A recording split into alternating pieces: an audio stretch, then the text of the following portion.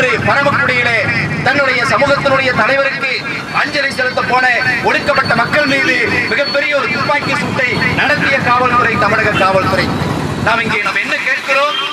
அப்பாவியாக கூலிக்காக வேலைக்கு சென்ற தோழர்களை ரயில் நிலையங்களிலும் பேருந்து நிலையங்களும் கைது செய்து விசாரணை என்ற பெயரிலே அழைத்து சென்று 2 நாட்கள் 3 நாட்கள் கட்டி வைத்து சித்திரவதை செய்து அடித்து துன்புறுத்தி கடைசியாக செம்மர காட்டுக்குள்ளே கொண்டு வந்து ஒரு போலி என்கவுண்டரை ஆந்திர அரசு நடத்தி இருக்கிறது. இதை கண்டிக்கிறோம்.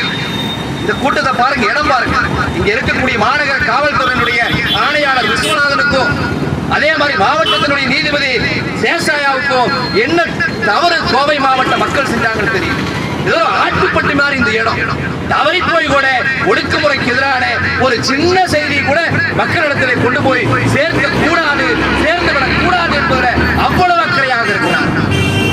செம்மரை கட்டையை விட வலிவாகி போனது உழைக்கும் தொழிலாளிகளுடைய உயிர் என்கிற நிலையில் இன்றைக்கு இருக்கிறோம். இதை எதிர்த்து போராட வேண்டிய, பேச வேண்டிய, களம் காண வேண்டிய அனைத்து கடமைகளும் நம்மை போன்ற சமூக மாற்றத்தை விரும்புகிற தோழர்களுக்கு இருக்கிறது. இன்றைக்கு கூட நான் சார்ந்திருக்கிற ஆதித்தமிழர் விடுதலை இயக்கத்தினுடைய தோழர்கள் இதற்கெல்லாம் காரணமாக இருக்கிற சந்திரபாபு நாயுடைய கொடும்பாவியை மரியாதைக்குரிய மாவட்ட தலைவர் அகிலன் அவர்களுடைய தலைமையிலே எரித்து கைது செய்யப்பட்டிருக்கிறார்கள். இது போன்று மாநிலம் முழுவதும் போராட்டம் நடத்துவதோடு நாம் நின்று விடாமல் காவல்துறை சொல்கிறார்கள் அல்லவா, மக்கள் எங்களை தாக்கினார்கள், எங்களுடைய தற்காப்புக்காக நாங்கள் துப்பாக்கியை ஏந்திரம் என்று சொல்லி இந்திய குற்றவியல் நடைமுறை சட்டத்தில் இருக்கிற அவர்களுக்கு ஆதரவான அந்த பிரிவை உடனடியாக நீக்க வேண்டும். அப்படி இல்லை என்றால் அந்த சட்டம் பொதுவான சட்டமாக மாற வேண்டும்.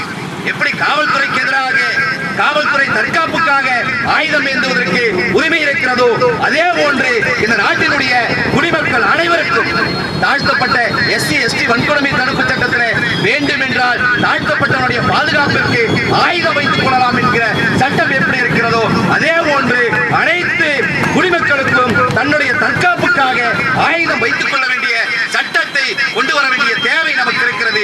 அதை நோக்கி ஒடுக்குமுறைக்கு எதிராக தொடர்ந்து போராடுவோம். அனைத்து போராட்டங்களிலும் நான் சார்ந்திருக்கிற ஆதித்தமிழர் விடுதலை இயக்கம் தொடர்ந்து முன்னணி